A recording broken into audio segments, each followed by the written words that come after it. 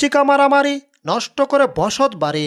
আর এই কথা বলে ভুইত্তা কলার মা মোটকু রানী একটা ঝাড়ু নিয়ে জেরিকে পিটানোর জন্য দৌড়ে আসলো। আর এইদিকে তো জেরিও নাচর বান্দা, সে এত সহজে হাল ছাড়বে না।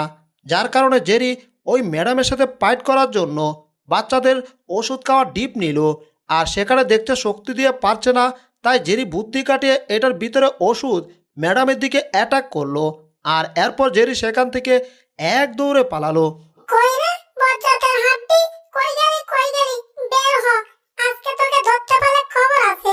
কি রে, এখানে তো দেখা যাচ্ছে না, নিশ্চয় আশেপাশে।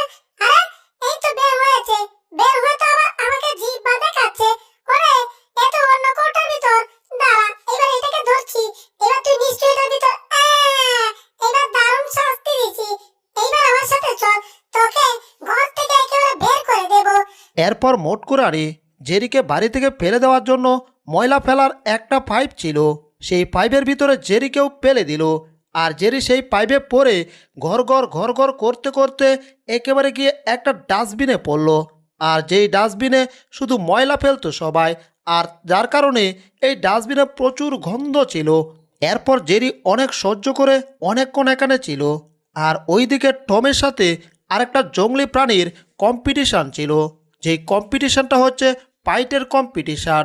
এই কম্পিটিশানে যে জিততে পারবে তাকে পুরস্কার হিসেবে একটা লাল মূলা দেওয়া হবে, যেই মূলাকে সবাই বুসি বুসি পাততে পারে।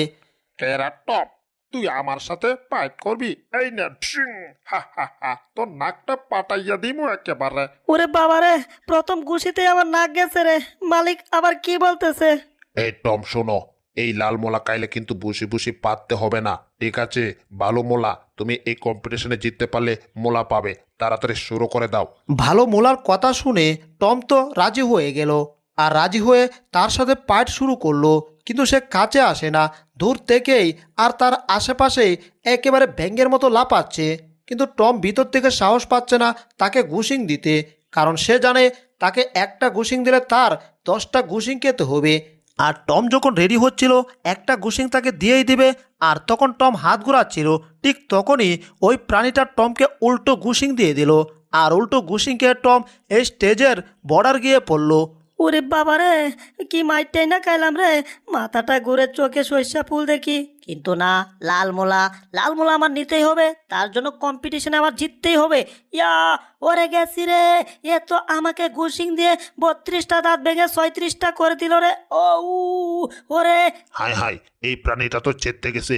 আমার যেমনে পিটাইছিল ঠিক তেমনি টমকেও পিটাইয়া আলো বাত্তা কইরা দিতাছে। বাবারে বাবা, আমি দূরে তাহি, আগে পরিস্থিতিটা বুঝি।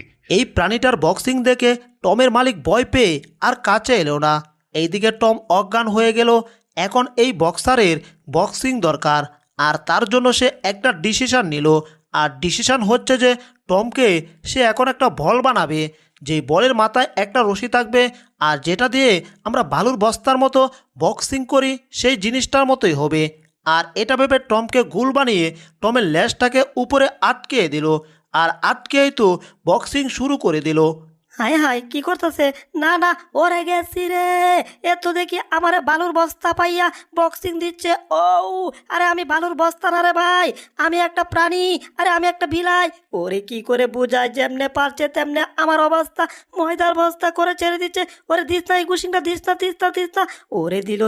ও এইবারে বুঝি বাঁচার কোনো উপায় নাই রে। হাই হাই, টম তো এদিকে আইতাছে।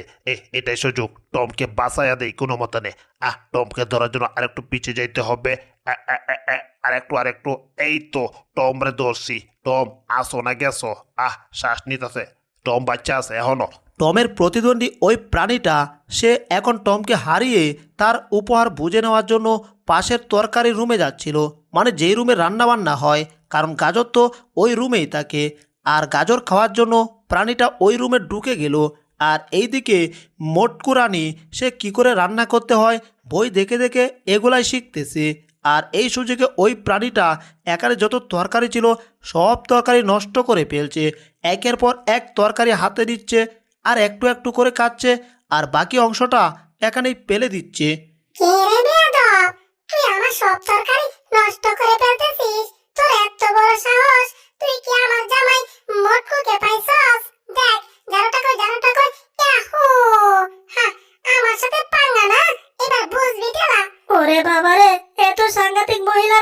কিন্তু না, একটা মহিলার কাছে তো আমি হেরে যাব না।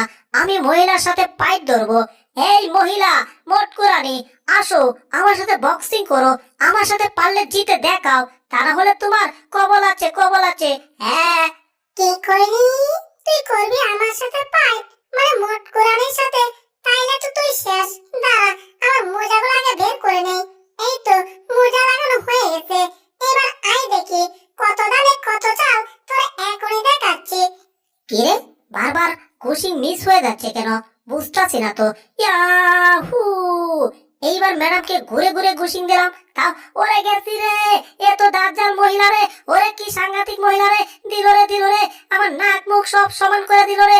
ও ওরে, ও ম্যাডাম ছাইরা দেন। কি আর ছাড়বে, অবস্থা আমার শেষ। ময়দার বস্তা করে ছাইরা দিছে। কি রে, এটা আমাকে কি বানালো? ঝাড়ু? হায় হায়, আমাকে ঝাড়ু বানিয়েছে। ওরে, আমাকে ঝাড়ু বানিয়ে ঘর পরিষ্কার করতেছে রে। হায় হায়, ওরে গেছি রে গেছি, তাড়াতাড়ি ফেলে দাও।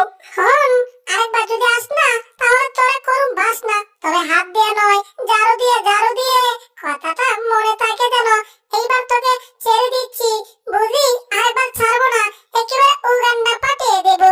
আইসে আমার সাথে পাঙ্গা নিতে। হ্যাঁ, বাবারে বাবা, ম্যাডামের কি পাওয়ার! এক লাইডারে আলু ভর্তা করে দিছে, যেখানে এই বাড়ির মালিক আর আমরা দুইটাই ভর্তা হয়ে গেছি। তার মানে কি এইবার কি ম্যাডাম ওই বক্সারের ফাইনাল খেলবে নাকি? মনে তো হচ্ছে